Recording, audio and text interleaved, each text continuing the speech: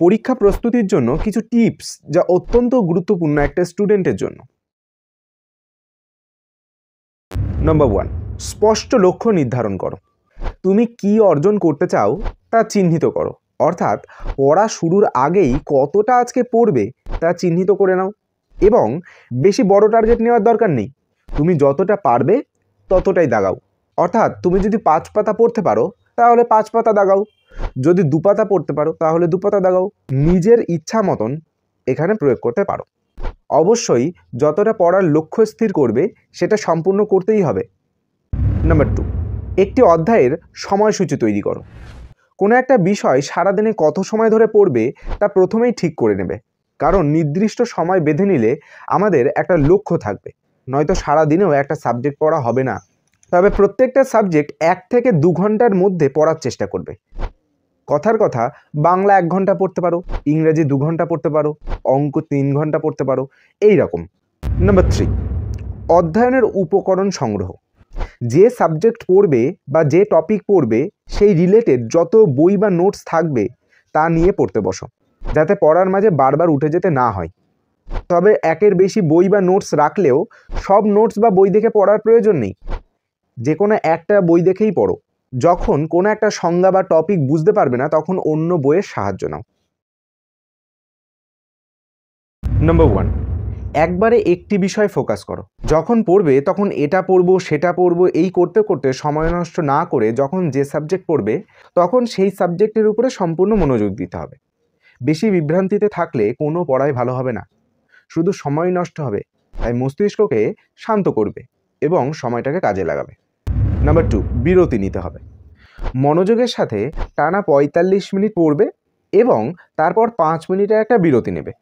তবে এই 5 মিনিটের বিরতিতে ফোন দেখা, গল্প করা, টিভি দেখা ইত্যাদি কাজ করবে না, বরং এই সময়ে চুপচাপ চোখ বন্ধ করে বসে থাকতে পারো। বিরতি অবশ্যই প্রয়োজন, যা আমাদেরকে রিচার্জ করতে এবং তথ্য আরও ভালোভাবে মনে রাখতে সাহায্য করে। নাম্বার 3, পড়ার পদ্ধতি। যে বিষয় পড়বে সেটাকে অবশ্যই বুঝে পড়বে, যা যেন গল্প আকারে মাথায় থেকে যায়। যে টপিক পড়ছো সেটাকে কোনো জিনিসের সাথে রিলেট করে মনে রাখতে পারো। মোট কথা এমনভাবে পড়বে যাতে টপিকের নাম বললেই যেন মূল বিষয়টা চোখের সামনে ভেসে ওঠে। নাম্বার 4, রিভিশনের পদ্ধতি। যে কোনো টপিককে বেশি দিন মনে রাখার জন্য যেটা প্রয়োজন তা হলো রিভিশন করা।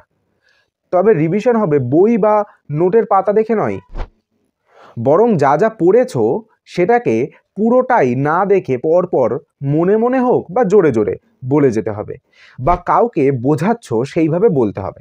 নাম্বার 5, জটিল টপিক পড়া। যে টপিকগুলো কঠিন সেটাকে বারবার লেখার প্রয়োজন। প্রথম অবস্থায় দেখে দেখে লেখো, তারপর দেখবে ধীরে ধীরে মুখস্থ হয়ে গেছে, এবং জটিল টপিকগুলোকে প্রতিদিন দেখে নেওয়া খুবই ভালো। নাম্বার 6, ডায়াগ্রাম তৈরি।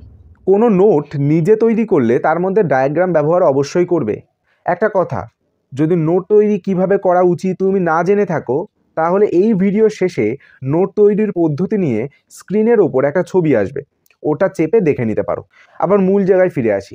ডায়াগ্রাম বলতে ছক তৈরি করে নোট তৈরি করা, বিভিন্ন রকম অ্যারো দিয়ে দিয়ে বোঝানো ইত্যাদি সমস্ত কিছু হচ্ছে ডায়াগ্রাম তৈরি করা।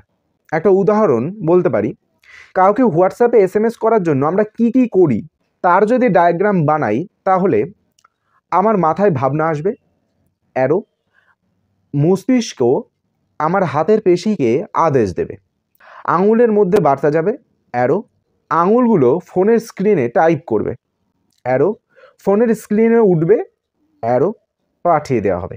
এই গোটা ঘটনা কিন্তু আরও হচ্ছে, আরও স্টেপ বাড়ে, হয়তো আমি শর্টকাটে এইটা বললাম। এই যে জিনিসটা তৈরি করা হয়েছে এটাকেই ডায়াগ্রাম বলা হচ্ছে। এটা একটা উদাহরণ হলো, আরও বিভিন্ন রকমের ডায়াগ্রাম বানানো যায়। নাম্বার 1, বিগত বছরের প্রশ্নসমূহ।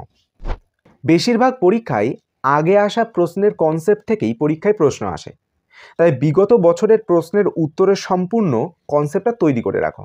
হতে পারে যে প্রশ্নটা আগে এসেছিল সেটাই দেবে, নয়তো সেই টাইপের অন্য প্রশ্ন দেবে। তবে মাথায় রেখো, যে বছরে পরীক্ষা দেবে ঠিক তার আগের বছরের প্রশ্নপত্র থেকে প্রশ্ন আসার সম্ভাবনা খুবই কম। গত বছরের প্রশ্ন না দেখে তার যে 4-5 বছর আগের যে প্রশ্নগুলো সেই প্রশ্নগুলো দেখে যাওয়া ভালো। নাম্বার 2, নিজের করণীয়। পরীক্ষার আগে পরীক্ষার সিস্টেম কেমন প্রশ্নের ধরন এবং পরীক্ষায় কি কি কাজ করা যাবে না, এই সমস্ত ব্যাপারে জ্ঞান থাকা অবশ্যই প্রয়োজন। নিজে খোঁজ করে জেনে নিতে হবে, নয়তো স্যার বা ম্যামের কাছ থেকে শুনে নেবে। নাম্বার 3, পরীক্ষা নেওয়া। পরীক্ষা প্রস্তুতির জন্য সব থেকে যেটা গুরুত্বপূর্ণ তা হলো নিজেকে নিজেই পরীক্ষা নেওয়া।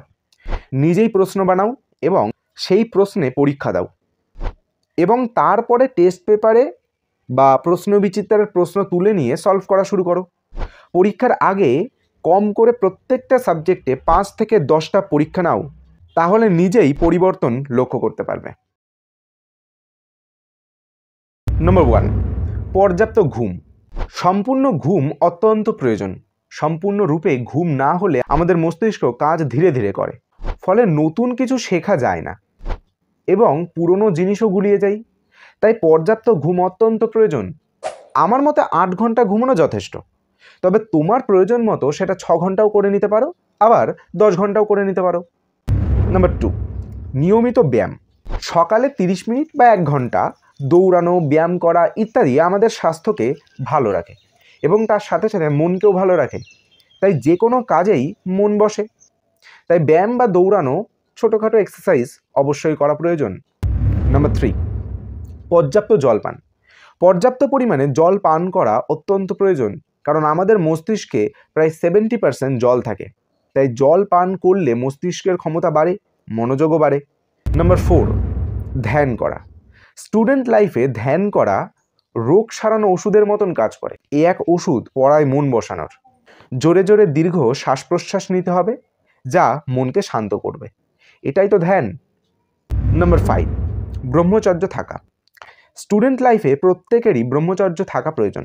ব্রহ্মচর্য নিয়ম পালন করলে শরীরে আলাদাই শক্তি পাবে, সবসময় ক্লান্তিহীন থাকতে পারবে। সহজে বললে এক সফল জীবনের দিকে এগিয়ে যেতে পারবে।